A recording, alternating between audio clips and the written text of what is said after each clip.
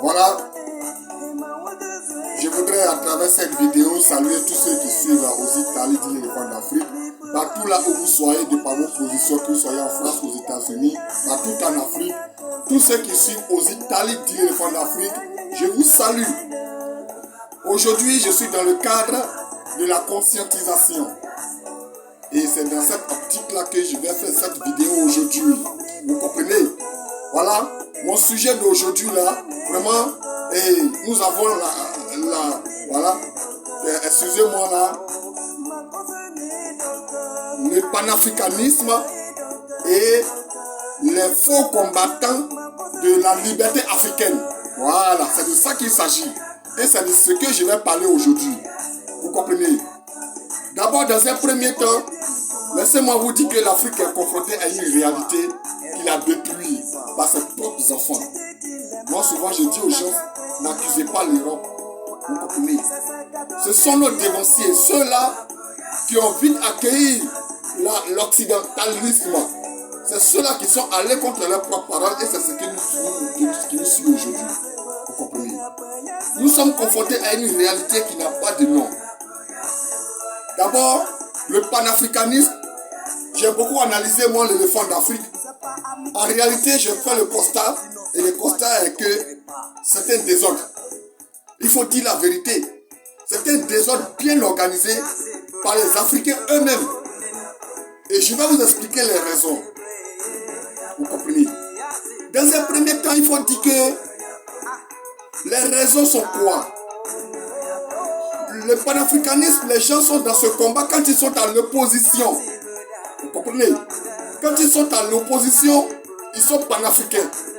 Et ce mot-là, peut-être c'est une manière d'exprimer combien de fois qu'ils aiment l'Afrique. Vous comprenez? Un panafricain, je ne sais pas quelle est l'origine du mot. Vous dites que c'est une fierté d'être africain. Moi, l'éléphant d'Afrique, bon. Mais j'ai remarqué que ce sont eux-mêmes qui tuent l'Afrique. Parce que quand ils sont à l'opposition, ils utilisent les mots. Dès lors que quand ils sont au pouvoir, l'Afrique, voilà, il n'y a plus de panafricains. Et les nouveaux opposants s'octroient ce mot encore. Bon, véritablement, qui est le vrai panafricain? Parce que je sais de quoi je parle. À ma qualité de l'éléphant d'Afrique, il faudrait que je touche ces mots-là. Afin que les esprits soient ouverts. Je prends encore un deuxième point. Les faux combattants de la liberté africaine. L'Afrique est confrontée à cette réalité. Des gens, des faux hommes qui se passent pour des combattants pour la liberté africaine là. Je vous dis qu'arrêtez. Parce qu'en réalité, il n'existe pas de combattants de la liberté africaine. Vous avez promis à l'Afrique sa liberté. Et depuis des décennies, rien ne change. Mais c'est vous. C'est vous. Ce n'est pas forcément quand on est à l'opposition qu'on doit être le combattant de la liberté africaine.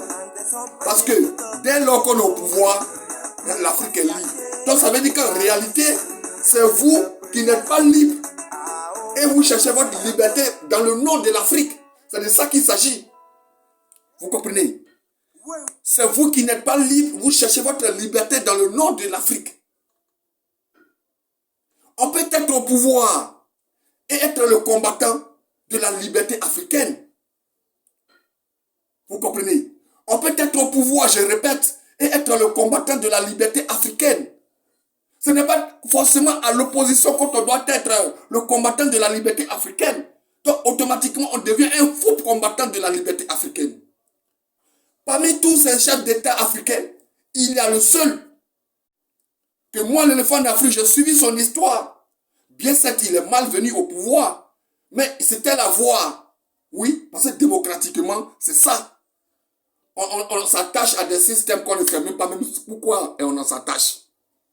Les gens créent des mots, ils nous mettent dans la tête, on ne sait même pas qu'est-ce que c'est que ces mots-là. On s'attache à ces mots-là. Vous comprenez? Paul Kagame du Rwanda, bien certes, il est venu par des maquis. La guerre a fait vraiment des victimes. Mais quand il s'est assis, il a dit non, ceux qui m'ont envoyé là, de la manière qu'ils m'ont envoyé là, le monsieur est resté sur sa position et ses alliés, il a dit à ses alliés que moi, mon combat change. Oui, actuellement il est au pouvoir, ce n'est pas un problème. Mais on peut être au pouvoir et puis lutter pour la liberté africaine. Ce n'est pas forcément à l'opposition. Vous comprenez? Ce n'est pas forcément à l'opposition. L'Afrique a besoin de ses véritables combattants pour sa liberté.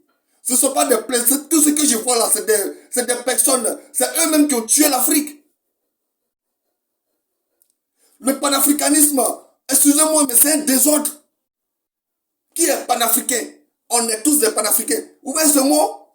Mais ces gens s'octroient afin de pouvoir berner leur peuple.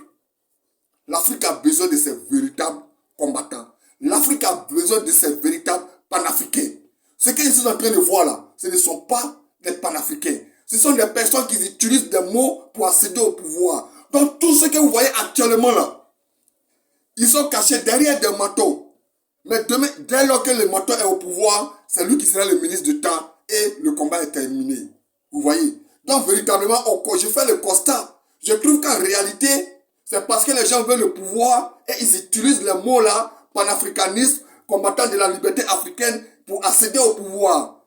Aujourd'hui, le Fonds d'Afrique est ici pour conscientiser le peuple africain, pour leur dire, vos dirigeants qui sont devant vous là, les opposants qui sont devant vous là, ils ne sont pas là pour vous pour combattre pour vous, hein. Ils sont là pour eux-mêmes. Dès qu'ils sont au pouvoir, ils vont vous abandonner et aller contre vous.